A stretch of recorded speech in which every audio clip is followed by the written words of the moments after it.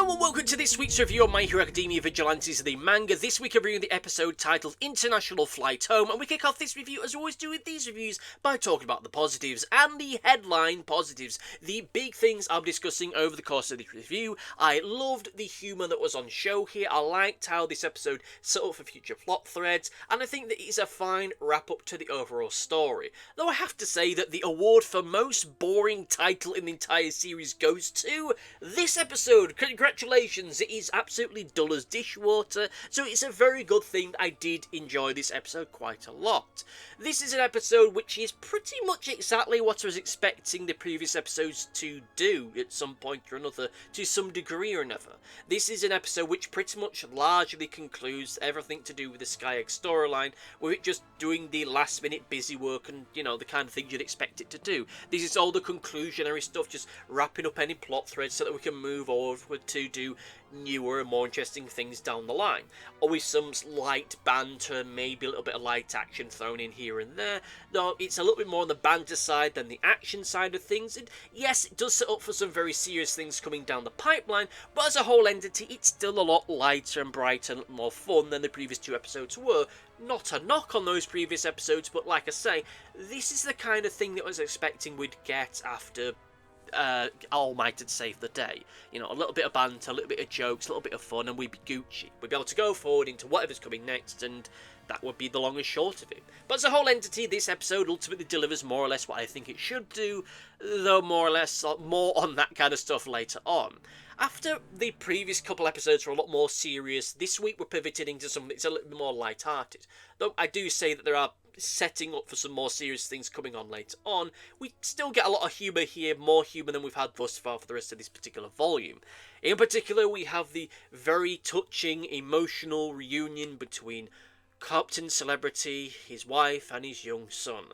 With his wife giving him an almighty walloping for putting his life in risk in quite the way that he did do. Look, it is a little bit of a cliche, yes, it's a little bit of a well-worn trope, but I thought it was fun. I really thought it was fun and endearing and kind of cute in its weird way. She's just absolutely walloping him and berating him for putting his life at risk in the way that he had done, and all the while his son looks like he really can't be bothered. I mean, seriously, Captain Celebrity's son looks like the world's most world-weary baby. The most world-weary baby that I've seen in a very, very long time. Yes, this stuff is kind of cliched, it's kind of trite, it's a bit of a trope, but at the same time, it's goofy fun that has an endearing quality to it.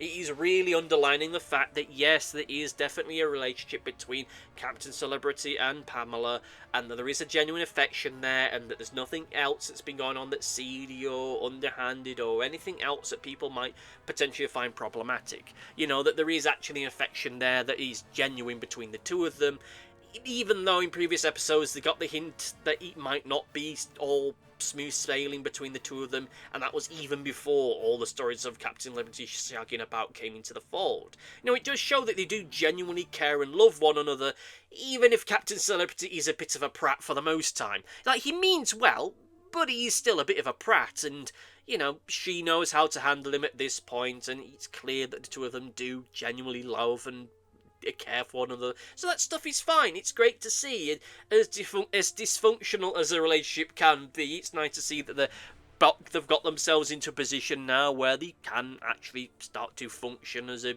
genuinely loving couple, even though Captain Celebrity is a hero, and that's usually, from what we've seen in previous shows and previous episodes of this series, it can throw a bit of a spanner into things, but I'm sure they'll be largely okay. This then ends up pivoting as we go into the episode with the whole press circus thing of Captain Celebrity about to leave, and all the press, all the journalists start asking him questions, and they're all trying to figure out whether or not he's been shagging around again, but this time with Makato, meaning Makato has to give the absolute most stock, clinical, very focused press release information to them. If the question is whether or not the pair of us have had any kind of romantic relationship, the answer to that was no. She's given the most politically correct and focus group tested answer that she possibly can do. I find that funny. Other people might not find that quite as funny, but I just love the fact that Captain Celebrity accidentally drops himself in it by suggesting that He gives the hint that there's a relationship between himself and Makato, and Pamela knows full well that there isn't a relationship between the two of them, so she's just going to stand by the sidelines and just watch him try and dig himself out the hole that he's made for himself. And I do like that fact. Like, they could quite easily have done a thing of, oh, you've been sleeping around again, have you? Rah! And just all kicks off again. And I'm glad that they didn't do that, and that Pamela knows Makato and Makato knows Pamela, so they know the score here. And at this point, we do know that Captain Celebrity is, again, as I said previously, a bit of a prat, and he's a well-meaning prat, but a prat nonetheless.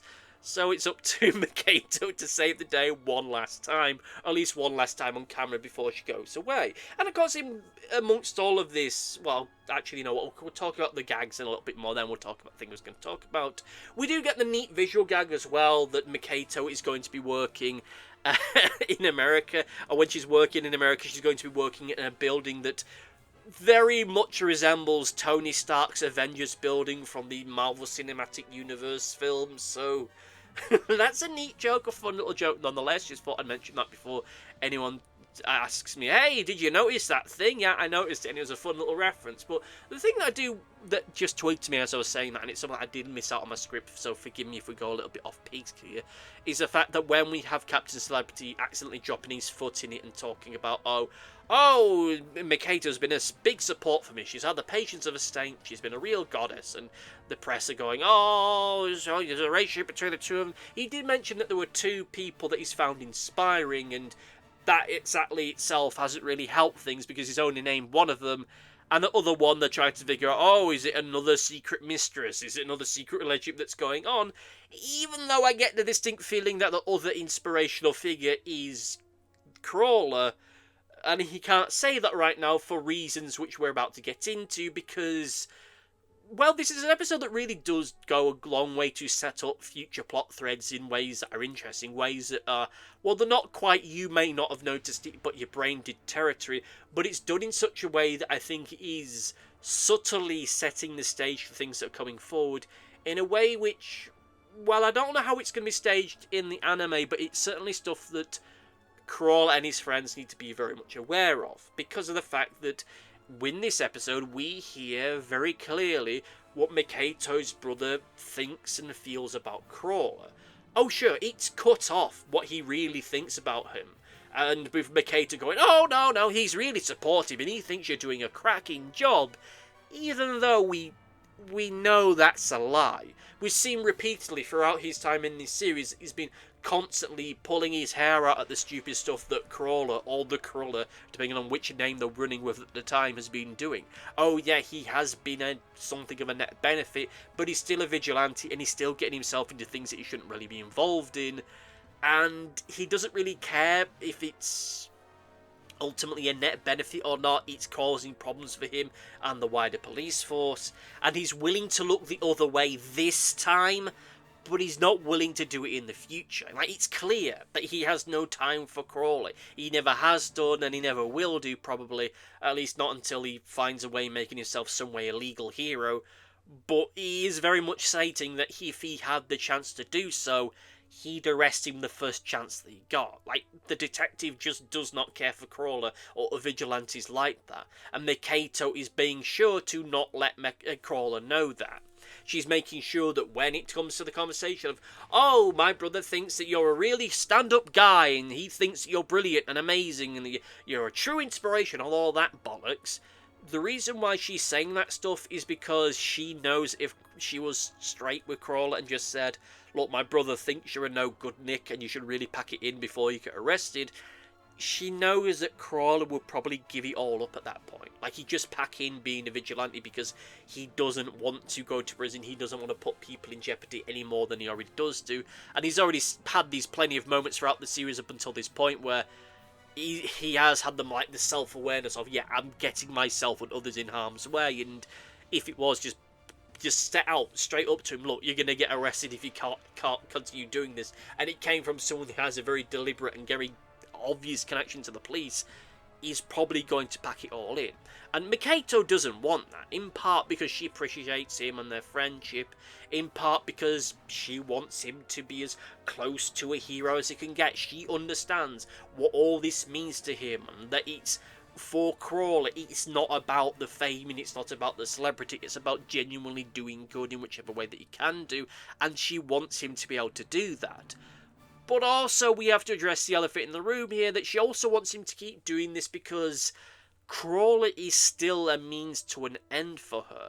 I mean, yes, she's going to be going off to study in America for a while, but let's not forget that she's still doing this thesis on heroes and vigilantes. She has actively sought out Crawler and Popstep and Knuckle Duster to get interviews from them and first-hand information because she needs them as case studies for her work. And from my own personal experience, first-hand research is worth a hell of a lot when it comes to your studies, when you're doing thesis and when you're doing your dissertations and when you're doing your master's and doctrinal level study. This kind of research is golden, so if she's very serious about actually making her studies mean something, she's going to want to keep this going on for as long as possible. Because if Crawler stays active and she's able to keep in touch with him, or at the very least monitor his career from a different country, even if she isn't in the country that it's all happening in, she can still watch all this. She can get that data and the information that whatever happens with Crawler, she can use that for better or worse. And if she's not in the country when all this stuff is going on, it doesn't complicate things for her brother, and it doesn't complicate things for Crawler. Like, there's never going to be a situation where her brother's going to have to call her in and say, no, seriously, I need to know where the Crawler is because this has gone on too far. Like, if she's in a different country, and she even just passingly says, oh, how you doing, in text message and stuff, her brother can't really bring her in on that. But if she's still in the same country, then, yeah, that complicates things for Crawler going forward, because, you know, they don't know what's going to happen with Crawler. They don't know if he's going to get himself into deep, deep water before too long. So, for Makato, this gives her a degree of plausible deniability. She can keep her distance from him and make sure that she's not putting herself or Crawler in jeopardy, whilst at the same time helping to ensure she gets the best grade possible. Yes, I'm looking at this in a very clinical and cynical way, but, you know, we can't really ignore Makato's wider motivations. Even if she has a friendship with Crawler and the others, she still has her own ends to pursue, and the fact that she's willing to go to another country as part of her studies is clear that she's still very much goal-orientated. She's still very much focused on getting the best possible result that she can do with her studies. So it is clear that that's still going to be an aspect for her going forward, even if at this point she is leaving the show. We don't know that at this point, because we're only halfway through this volume, and we're only about, I don't know, maybe about 7 or 8 episodes away, so 7 or 8 volumes away from this all wrapping up, but, you know, from her point of view, with all this going on, she has her own motivations, even if she's still a decent character overall. And this whole setup, this whole scene that she and her brother share together, and the fact that she's keeping what her brother really thinks of Crawler to one side, this is setting up for greater conflicts between the detective and Crawler coming on later on. Whilst I don't think that the detective is going to be actively pursuing Crawler in the way that maybe you'd expect from a more typical comic book or anime series, that's still definitely going to be someone that's going to be appearing in the background now and again. And it is making it clear to us as an audience that Crawler is very much on borrowed time here. And it does bring us closer to that more, for want of a better phrase, traditional comic book vigilante storyline, with the protagonists, while they are going about and knocking on the head the bad guys that they need to defeat, they're still having to avoid the police and avoid being taken in by them. Well, I mean, at least, you know, providing that you're not Batman, in which case you're mates with Commissioner Gordon, who will look the other way every time you rough someone up. Crawler doesn't really have that luxury. He's just some guy in a I was going to say a cheap hoodie, but let's be honest, this kind of merchandise crap's very expensive. He's just going around in this expensive merchandise, getting into all kinds of shenanigans, and he's doing that at a time when, you know, the police are very much getting very interested in tackling him and bringing him down. I'm not sure if this will lead into some kind of greater storyline or action sequence of Crawler having to avoid the detective and having to avoid these bigger, wider search for him. But at the very least, it will still be a threat in the background, something that we as an audience will be aware of. And it'll be something that, you know, we're not going to be seeing our characters dossing about at the end of a crime, at the end of a villain incident, as they have done in the past. Like, over the past few volumes, it has felt more like they've been I don't know, freelance sidekicks or freelance heroes more so than vigilantes, and I get the feeling that going on from here on out, they're going to have to be leaving kind of sharpish, kind of like they were doing towards the start of all of this, but we'll soon see about all of this. I do appreciate it because at the very least it does start to bring us back to the vigilantes story concept, that these are characters that are having to exist in a more grey area than maybe they really should do, arguably depending on your point of view, and that's an aspect that's been lost over the past few volumes or so, as it feels as though we've become increasingly more focused on, well, storylines involving shopping chains and school event level disco stuff and that kind of malarkey, song events, that's what I was looking for, sing-along songs and that kind of stuff, you know. Now we don't have to deal with that, now we're pivoting a little bit more the hard superhero stuff. Maybe we'll soon see about all of that. Because this is an episode that does, I think, wrap up the StoryEgg stuff very well, and it does it in a way which makes sure that there's still doors that are kept open for future events. We have a situation where Captain Celebrity and Makato are gone. They might not be gone forever, but Captain Celebrity most certainly is. He's not going to be a factor of things going forward. Nor is Makato for the most part, and that leaves Crawler in a position where he's facing a very uncertain future, possibly unbeknownst to him at this moment. And in addition to this, we have everything that happened with Knuckle Duster and Number 6 from the previous episode. We know that they are both alive. Whilst we haven't had a visual confirmation of that being the case, we know that Knuckle Duster's alive because the stuff in Hong Kong hasn't happened yet. And the fact that a body hasn't been found for Number 6 confirms that he's alive, because it's comic book logic. If you don't see a body that's still alive, and even then, we get the hint that there's still someone about, because of the fact you find the blood that's sizzling and hissing away on the ground, complete with the detective that's there doing his little politically incorrect for this universe moment. Like, it's like, oh, we ain't supposed to use the non-human label. Which, okay, sure, whatever. But, you know, it confirms that at the very least, Number 6 is probably still alive. So even if I've got my timeline wrong and the stuff in Hong Kong has already happened, we certainly know at the very least Number 6 is alive. And could quite possibly be heading out to take down Crawler. Because he knows that Knuckle Duster doesn't see Number 6 as his successor. And he has a better successor that looks up to him better and is a better continuation for his ideals and his principles.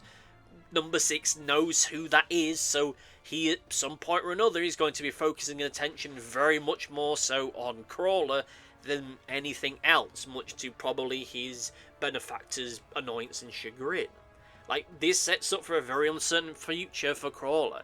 He doesn't have Makato to cover for him in terms of public relations or with the police. Captain Celebrity isn't there to swing in to save the day at the last moment. Knuckle Duster, as far as we're aware, doesn't have a great crossover with Crawler pretty much for the rest of the story, given what has been said in the past, and the police are actively running out of patience with Crawler, so yeah, the tension's really lifting on poor old Crawler. We'll see how all that wraps out. Like, as I said, I think that this is a fine way to wrap up this storyline. All the stuff for the SkyEgg. It all does it all without much overhang, and anything that is overhanging is stuff which is meant for future storylines, and I can respect that. Everything we know as far as the uncertainty with the police and with Number 6, that's fine. We'll soon see where we end up going with all of that. And this is an episode that covers pretty much all the ground that you want it to. It gives a very clear conclusion to the SkyEgg stuff, but at the same time it keeps stuff open enough for us to go for other things, as I mentioned previously. And it's done with enough humour to keep it fresh and feel as though the tension is reducing and going down a little bit, to give us something that is a lot more fresh as we go forward, something that feels a lot more like the pressure's been taken out of the room, even if what comes next might be a lot more heavy than we're expecting. And it sets up the stage for what's coming next, even if it does feel, as far as I'm aware, that we're going to get with the backstory stuff with Irazawa, so it's stuff that we're probably not going to see for a few weeks, if not months from our point of view, but nonetheless, I'm interested to see where it goes. Like, I hate to say it, but pretty much everything that I've praised this episode for is what makes it a fine wrap-up to a storyline. It covers a lot of ground, it concludes a lot of stuff, yet at the same time does it with a level of, I wouldn't say relaxation, but does it with a level of just a laid-back humour, in addition to still being able to balance the heavier stuff that I really have to commend. With all that said and done, however, let's get into the negatives, and first negative that I have is that there's this weird, just random panel on one of the pages that just doesn't have anything in it. Like at the end of the stuff that we get with Captain Celebrity in hospital, there's just that panel that just looks like Sky. That's just right at the bottom of the page. And I don't know where that's coming from, and I don't know why it's there. Maybe it's an editing, I really don't know, but it feels odd to me. And there's a part of me that wonders, oh, maybe this is because they wanted to fill a gap, so they just put something there, but it doesn't look like a full panel because the panel's running off to a different page, so I really don't know what's going on there. So that's a problem. And the other issue that I have is the fact that it feels slightly abrupt for Makato to be leaving at this point. I'll be honest, I don't think there's really that much you could be doing with her anyway. But the fact that she's leaving in the way that she is doing, it just feels like, oh, by the way, I'm going now. Bye! It kind of feels like, well, back in the days when I used to watch soap operas in my early teens, where you'd have that character whose actor has... their contracts run out. They don't really have an idea for them to leave a big storyline, so... oh, I've got a job working. I've become an air hostess, and I'm leaving today. Goodbye, everybody, and they're never seen again. I'm going on holiday to Brazil. I'll be back soon, and they're never seen again. And this feels kind of similar to that. Like, it feels like if this was like a real, like, TV program, and this was just still being made in the process of it, it's like the actor playing Makato just turned around and said, oh yeah, I'm going to be in a movie in a few months' time, and I need to take the time off, so can you write me out of it? We weren't really planning on writing you out, but I guess we're going to have to now. It just feels like such a random thing, and it doesn't really feel as though there's much emotion behind it, but... that said, there wasn't much of a relationship one way or the other with the main cast and her. Like, for the past few weeks and months, I suppose, within Universe, and as far as we are concerned in the story, she's been more of just a... I don't even know what best way to describe it. She hasn't really felt as though she's had a great emotional connection to the rest of the cast. So it's hard for me to really feel emotive in the way that it's done. But it also just may be the way that it's executed, because it's not done in a way that's especially affectionate for the character, and it's not done in a way which feels as though it's like a grand send-off for them. It just feels like it's happening because it has to, because the story necessitates it. Like, I mean, it's not quite... actually, you know, I'm just wondering, which is the biggest, like... confusion moment for me as far as something suddenly coming to an abrupt end? Is it this with Makato leaving now at this point in the story, or is it the Meta Liberation Army stuff in the main series pretty much fizzling out and acting just as a means for the villains in that to get more henchmen? That's something I'm going to have to ponder on and meditate on. But still, with all that said, getting to the overview, I think this is still a great episode. I enjoyed it. I enjoyed it a hell of a lot, and there's not much for me to really criticise it on, because, yes, there's that weird panel thing, but in the grand scheme of things, that's nothing. Certainly not in comparison to certain other editing problems we've had recently. And the fact that Makato's leaving it now, I think that's more of an execution thing than necessarily a timing thing, because she's just leaving it. Like, I don't know, maybe this is a different thing. Like, as I mentioned in the past, many times in the past, I'm not really an anime or manga person, and as such, some of the more, for want of a better phrase, tropes and traditions with this kind of storytelling, they don't often make sense to me, and this is coming from the point of view who's someone who has been almost exclusively raised on Western media and Western literature, so the idea of having such a major character just leaving in such an... just a casual way just makes no bloody sense to me, but hey ho, that's just the way that things have turned out. I think that, again, timeline wise, I think she needed to leave this, but I think she needed a bit of a better leave for it. But hey, I'm sure that when this gets animated, she'll get the biggest, most emotional send-off ever. In any case, with all that said and done, let's get into Comment Corner! It's time for Comment Corner. Got a comment from the previous video, which was a review of the episode titled Explosive Man, and we kick off this particular part of the video with a comment from Big X1 who says, whilst I do like what we're learning about 6, I do wish that Koichi was the one to hear this stuff rather than Knuckle Duster. It does feel like the two of them have never met each other. Thank you for the comment, and I can't remember off the top of my head if the two of them actually have met each other yet. I know that number 6 was present during the... Well, he's the one that was behind the whole attack and the food... The supermarket convention, but I don't think that... No, Crawley didn't meet them because it was Fat Gum and them that saw him, so... Yeah, we've got our main bad guy and our main hero never meeting each other, and we're like halfway through the series, if not slightly beyond that. Well, I'm sure that will change in the not too distant future, but we'll soon see about that. Let me know what you thought about this particular episode down in the comment section down below, and your brew will be read out in the future video. Thank you all for listening, thank you all for watching, and see you next time. Goodbye! Thanks for watching. Be sure to like, favourite, subscribe, click the bell, and do all the YouTubey stuff that YouTube wants you to do. Go on, it'll do me a power of good. Until next time, my friends, goodbye!